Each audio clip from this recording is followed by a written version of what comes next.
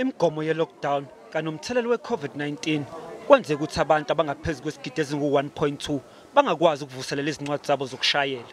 All learners licenses, driving license cards, temporary driving licenses and professional driving permits that expire during the period that commence from the 26th March 2020 up to and including 31st August 2021 are deemed to be valid, and their validity periods are extended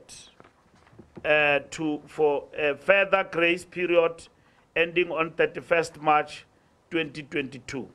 UMbalula ubalule nezinye izizathu eziholele ekutheni kwelulwe isikhathi. Capacity challenges which put tremendous pressure on DLTCs in processing renewals of driving licenses.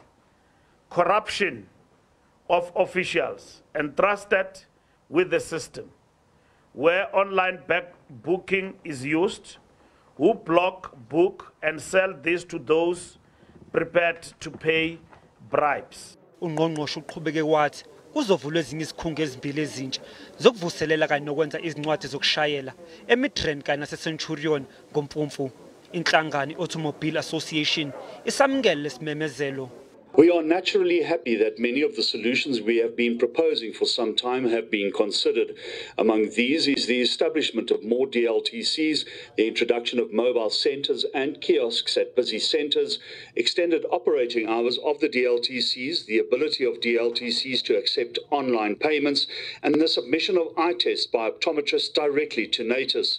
Inhlangano i-Outer ibilelwa ukuthi selulwe isikhathi.